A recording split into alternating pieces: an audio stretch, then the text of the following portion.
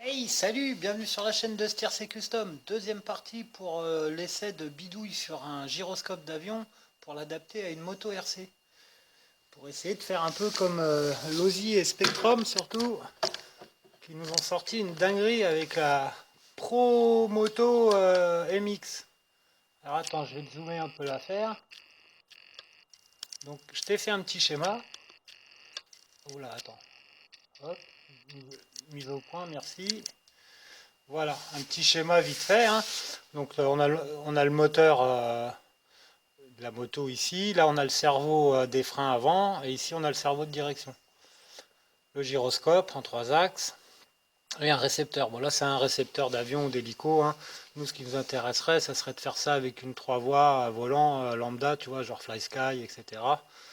Une radio assez simple. Donc, on n'aurait que deux canaux, le premier pour la direction, le deuxième pour les gaz, et le troisième qui permettrait éventuellement de changer de mode sur le variateur, sur le gyroscope, pardon. Donc on a dit déjà qu'a fait le montage. Donc il a fait un premier montage en gérant juste avec le canal de direction branché sur les ailerons. C'est ce qui fait le roulis comme ça sur l'avion. Et là, grâce à ça, il a réussi à avoir une stabilité, c'est-à-dire qu'au lieu de ramener ta moto avec ton volant, lors des virages, hein, quand tu sors des virages, bah là, en lâchant simplement la manette, la moto, elle se remet droit. Bon, avec l'équilibreur mécanique hein, qu'on a, les deux petits ressorts là, branchés sur la direction, d'origine, ça le fait aussi. Mais on va dire que là, tu as une correction beaucoup plus rapide. Donc déjà, dans un premier temps, ça c'est bien. Maintenant, là où ça se complique, c'est pour gérer justement la position des wheelings. Donc là, on n'a pas affaire à un cerveau, on a affaire à l'ESC du moteur, et c'est avec la puissance du moteur qu'il va falloir cabrer, et ensuite empêcher un cabrage trop excessif pour que la moto elle tombe pas vers l'arrière, quoi. Donc si là, en sortie de gaz récepteur, on rentre dans l'entrée des élévateurs, donc ce qui gère l'avion en montée et descente, hein, c'est les petits ailerons les petits ailerons de queue de l'avion, horizontaux. Ça gère en réglant et en calibrant l'axe du gyroscope, on pourrait arriver donc à obtenir un équilibre, enfin pas dépasser l'équilibre arrière et arriver à faire des jolis wheelings avec la moto.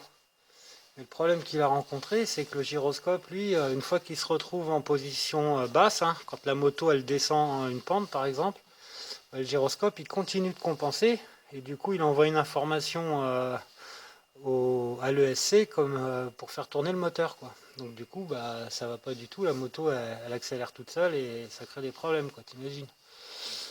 Donc ce que je pensais, on n'a pas d'autre choix que de devoir modifier donc un gyroscope. Donc je pense que ça serait possible de sortir la puce du gyroscope, la mettre sur un petit banc de lecture, sortir le programme et modifier le programme de manière à ce que la sortie donc des élévateurs, elle influe que sur la montée des gaz. Par contre, sur la plage entre le neutre et le freinage, que le signal il reste propre, qu'il n'ait pas de rectification via le gyroscope. Et là, dans ce cas, on aurait plus ce phénomène avec la pente. Voilà. Et ensuite, bon, sur le cerveau du frein avant, ça pose pas de problème parce que bah, dans la phase de freinage, on vient tendre le câble. Et quand on est replacé au neutre, et après quand on est dans la phase d'accélération, ça détend le câble. Et même si ça navigue un peu, machin, ça occasionnera pas de problème, ça freinera pas lors d'une accélération. Donc voilà, il y aurait ce truc-là à bidouiller. Après, il va y avoir encore un autre problème, je pense, c'est sur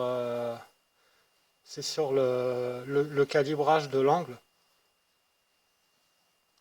Donc là, il va falloir peut-être orienter un petit peu le gyroscope au niveau du châssis, peut-être pas le mettre forcément à plat. Et enfin, c'est quelque chose à étudier un peu plus en longueur. Donc faudrait voir si avec une Arduino ou Raspberry, l'espèce de petite carte de programmation avec un gyro couplé dessus, ça pourrait éventuellement se faire. Donc je sais pas si parmi vous il y a des bons programmateurs ou quoi.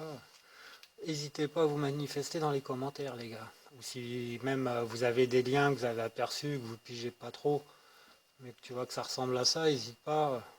On va creuser l'affaire. Parce que là, ce truc-là, ça serait vachement bien si on arrive à sortir un petit module comme ça, de l'adapter sur nos vieilles bécanes, ça nous permettrait de faire des wheelings, voire des stoppies, hein. Bon, là, c'est bien sûr en envisageant qu'on ait un cerveau de frein assez balèze qui permette vraiment de bloquer le disque et lever le châssis de la bécane par l'avant. Et aussi d'inclure ça, cet angle-là, dans le gyroscope, parce que sinon, c'est pareil, ça partit en roulé-boulé, quoi. Voilà, sinon, à part ça, faudra passer par Spectrum, hein, on n'aura pas le choix. C'est racheter une radio, le récepteur et le gyro intégré, et puis régler tout ça sur ta machine.